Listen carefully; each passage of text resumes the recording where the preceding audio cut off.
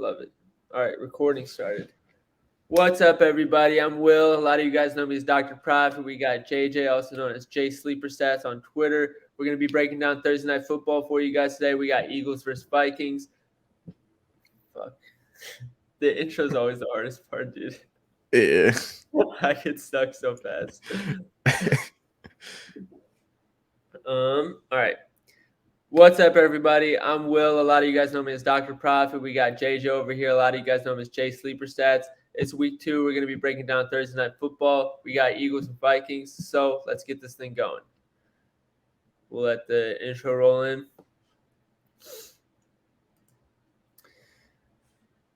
All right, we're going to start off talking about the Minnesota defense. They got a new defensive coordinator. There's a lot of fun stuff that we noticed in week 1 versus the Bucs.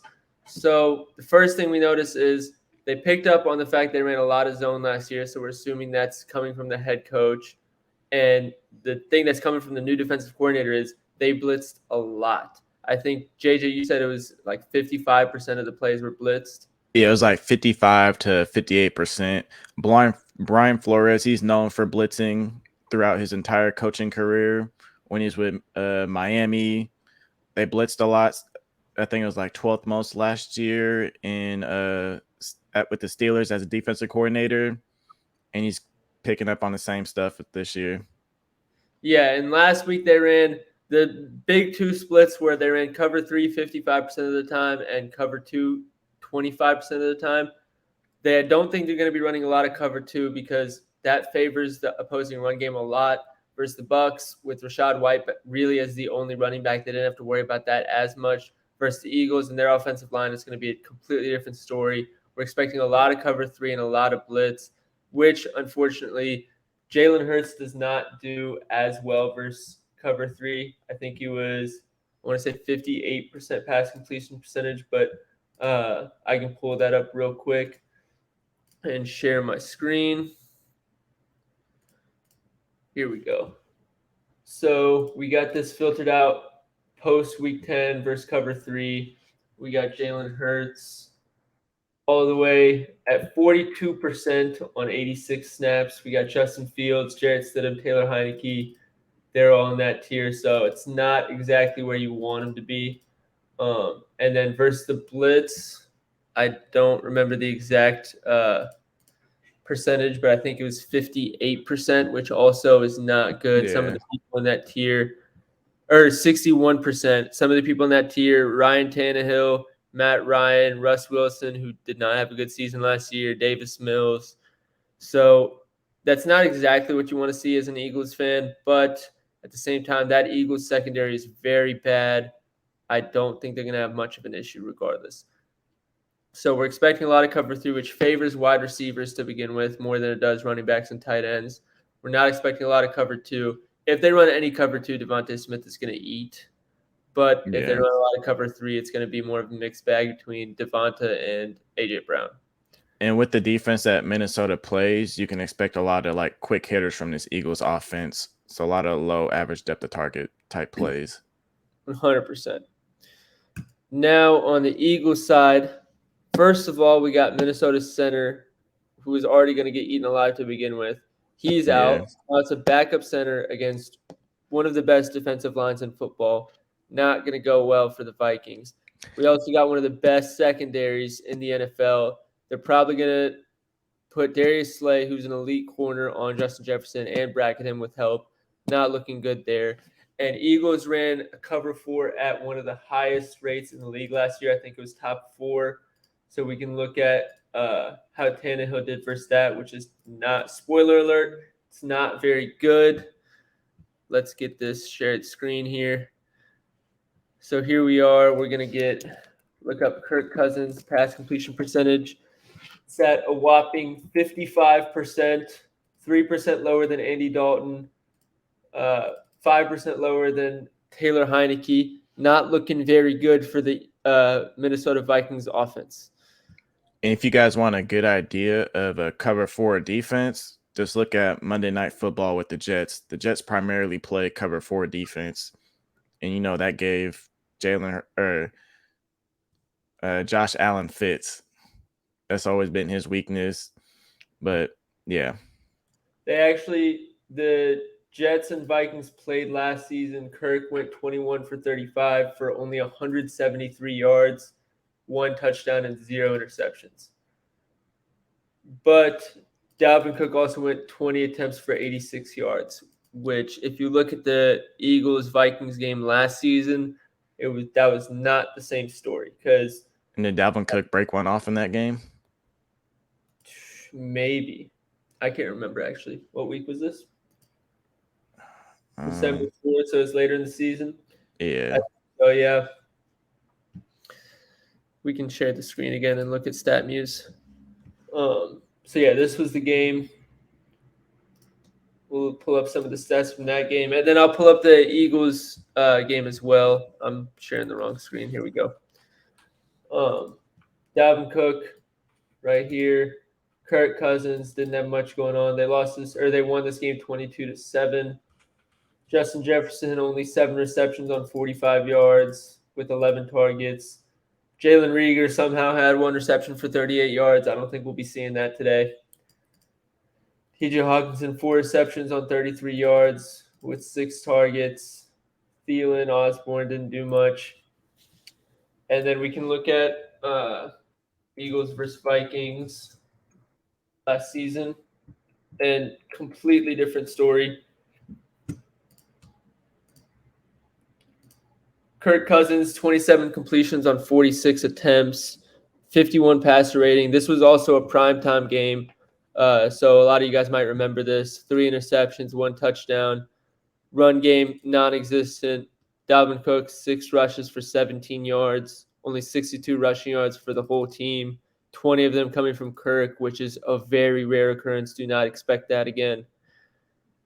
Justin Jefferson, 12 targets, but only 6 receptions. We saw that Kirk Cousins has a very low pass completion percentage versus cover 4, so that's showing up right here. Again, low yards per catch. That's not something we see a lot of from Justin Jefferson. Thielen had a solid game. I don't know if we can expect, now that he's gone, I don't know if we can expect a rookie and Jordan Addison to do that again. I know some people are pretty high on him this week. I think the Eagles are going to give him hell.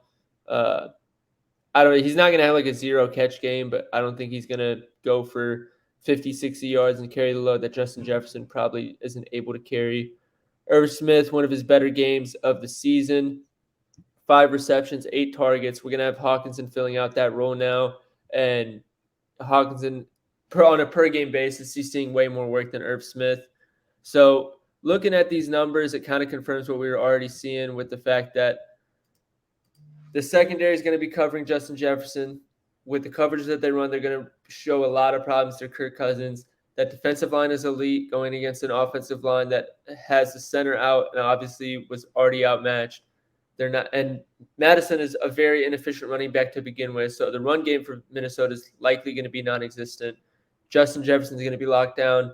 We'll see how much Jordan Addison is able to pick up the slack for him. The only option is really TJ Hawkinson between the hashes. For betting purposes, that's important. TJ Hawkinson's a great target, but from a normal football perspective, you're not expecting Hawkinson to go 11 catches for 160 yards and carry the offense.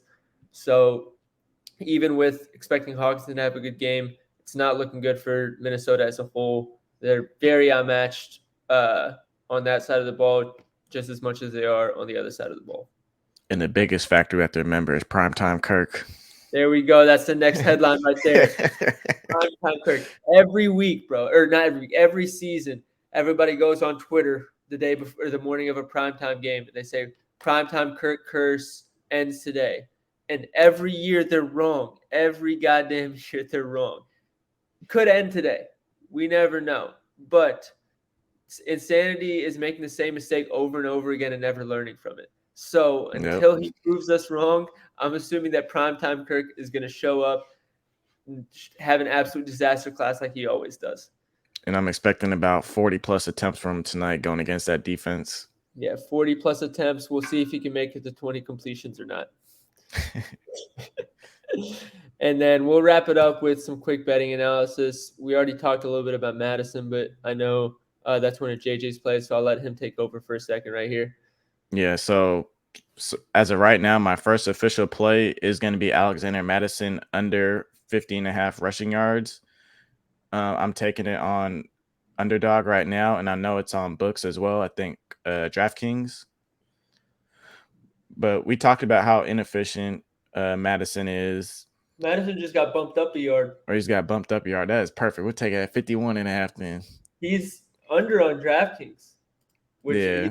he's 50.5 on DraftKings, which is interesting because usually they go by books. Oh no, he was bumped up. That's so weird. Okay, so for those who are so confused, me and JJ just tried to do a video before this that was like 20 minutes long, and I forgot to hit record. So we just saw this 20 minutes ago, and he was favored minus 125 under 50.5. For whatever reason, the DraftKings put him up to 51.5 and kept the juice under at minus 130. So I don't know what's going on there, but now Underdog has bumped him up to 51.5 as well. For you EV to gens, minus 130 is great value. For people who like analysis, I'll give the floor back to JJ. Sorry, I got excited. No, I don't blame you. We're going to lock it in at 51.5. You know what I'm saying? But the Eagles last year, they had a top 5 run defense essentially, and it's only gotten better with the addition of Jalen Carter. The heart of their run defense last year was, who was it? It was their rookie last year. We just talked about him. Jordan Davis. Jordan Davis, when he got hurt last season for about 3-4 weeks or so with a sprained ankle, that run defense essentially just went to shit. But as soon as he came back, it picked up right where he left off. And obviously, we already talked about because when that happened, everybody was like couldn't figure out why the Eagles run defense went to shit. So for like 2 weeks after he got hurt, everybody was still taking running backs under versus the Eagles and missing. And then once everybody thought, oh, the Eagles run defense is bad now, we should start taking their overs. Jordan Davis came back and nobody paid any mind. So then everybody was too late to correct and start taking overs and then missed on all those too. So for like 6 weeks, the entire gambling community seemed to get that whole Jordan Davis situation wrong. It just kept taking the wrong props for the Eagles. Yeah. And as a whole, this Eagles defense is better than Tampa's defense, as we've seen, right? 100%. So, and Kirk Cousins had to throw 46 times against him.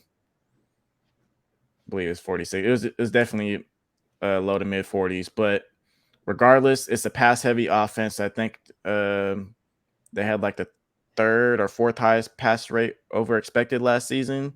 Probably. You're going to continue to do that this year. And Madison only had 11 carries, I believe, last week. Like 11 carries. Yeah. Click on him and check. Yeah, 11 attempts for 34 yards. 3 receptions, 10 yards on those receptions. Yeah. And so it said he faced a stack box about 63% of the time in that game, which is about seven carries. And you're not gonna expect him to get a stack box at that high of a rate this time against the Eagles, because the Eagles really rely on their front 7. And even with that, in his carries again with 4 to 7 men in a box, it was only about like 3.6 yards per carry. So that's still not good. Yep, and I just pulled up his log without Dalvin Cook last year, and all his production is volume based. You can see he hasn't had one game over 4.5 yards per carry, which is usually like, it's not a running back's average usually, but it's should be closer to that. So the fact that that's his highest game is not ideal. He's always been an inefficient back. All the hype around him has come from whenever Dalvin Cook gets hurt, Alexander Madison goes for like 150 yards or whatever, or 100 yards, and that's just off the fact that he's getting 20 plus carries. It's not because it's not like he was Tony Pollard going for 90 yards on 12 carries. It's not the same thing. Yeah, and one thing you notice with that game log is how those are in 2021. Obviously, they got the new offensive coordinator now. They're more pass happy compared to what they were then. Yep, it's now the new offensive coordinator. It's more about using the run game to supplement play action. It's less about just actually relying on the run game to produce yards for you. Obviously, it's nice. Like they're still trying to get 2, 3, 4 yards every run play. That's not what we're Yeah. saying. But the purpose of their run game is more to supplement the pass game rather than just trying to have Just a keep the balanced defense somewhat honest. Exactly. And then for me, I got this at minus 140 2 days ago. Oh, did I take it off? Hold on. I guess I took it off on underdog. Let me check prize picks. But I got TJ Hawkinson at 4.5 receptions. Surely it's here. Yeah, I got him at 4.5 receptions at minus 140 on a sports book. That line has moved up to minus 180 on pretty much every sports book now. But I'll still gladly take it at 5.0 if you're on prize picks. What was I saying?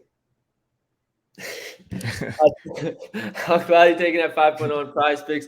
His target share when his targets with Kirk is very consistent. It's very high. We saw Irv Smith had a great game against him last year. We've talked this whole show about the fact that Minnesota is not going to be able to rely on the run defense or the run game, and they're not going to be able to rely on Justin Jefferson because he's facing one of the top 3 corners in the NFL, and he's probably going to be bracketed, and his quarterback's facing a coverage he doesn't like. We don't know how much we can rely on a rookie in Jordan Addison. So really the only option left over is KJ Osborne, who I'm not putting my money on, and TJ Hawkinson against not only a bad linebacker core, but a linebacker core that's injured and the backups are being pulled up from the practice squad to go defend him. I'm loving Hawkinson all day. It's really just a matter of can the Vikings string up enough first downs to get him the opportunity he needs? Because he's not going to get a 70% target share, but if he gets 20 to 30%, it's really just is there going to be enough possessions for him to cover that? I think the matchup favors him the most out of anybody on the Vikings. Literally the only other play I'd play on the Viking side is that Madison under that JJ was talking about. Yep. And then on the Eagles side, unfortunately, we haven't figured that out yet at the time of this recording. We want to target someone in the Eagles pass game because Kenneth Gainwell's out, and I don't love not only trying to predict the usage of DeAndre Swift, but the efficiency of DeAndre Swift in the run game. He's either going to get 17 carries for 125 yards and 2 touchdowns, or he's going to get 5 carries for 16 yards. Exactly. You never know with him. It's tough, too, because I am a Lions fan, for those who don't know, so I know enough about Swift to understand the decision between why they traded him and stuff. And really, it's a matter of he can't read blocks very well, or at least he's impatient with them. So what'll happen a lot of the time is hole will open up, but before he lets it open up, he's already bounced outside, and instead he gets tackled for a 3-yard gain. So the best way to use Swift is to get him in the open field, whether it's an outside run scheme or it's running back screenplay, something like that. But if you're just expecting him to run between the tackles, it's not exactly ideal. Now, I don't know how they've coached him up in the offseason. The Eagles' offensive line is very good, but so is the Lions. So I don't think that you can just say, oh, now he has a better offensive line. He's going to have more holes, because that was never the issue in Detroit to begin with. So I don't want to try and predict that whole situation with DeAndre Swift. We showed you Jalen Hurts has a lower pass completion percentage versus those coverages. So I'm not loving, and his lines are already juiced up anyway, so I don't love taking that. But the Minnesota defense is really bad. The Eagles should have their picking of who they want to target. In reality, I think all 3 receivers should be going over: AJ Brown, Devontae Smith, Dallas Goedert. But that's obviously a lot to ask for. So I think 2 of the 3 go over. You just have to hope you don't pick the wrong one. I'm leading AJ Brown, but I haven't decided on that. You heard JJ talk earlier about how the shorter routes should be favored between the zone blitz. So that favors more Dallas Goedert, Devonta Smith. It'll be interesting to see the game plan they roll out. But targeting a pass catcher on the Eagles is probably your best bet, playing props on the Eagles side. Definitely. But other than that, good luck this weekend. We're going to have another show for you guys tomorrow, breaking down Thursday Night Football and looking ahead into week 1. So make sure you tune into that. I might be doing a stream later today as well, going live on YouTube. So if you want to tune into that, feel free. Good luck this weekend, and hopefully you'll see us tomorrow. All right.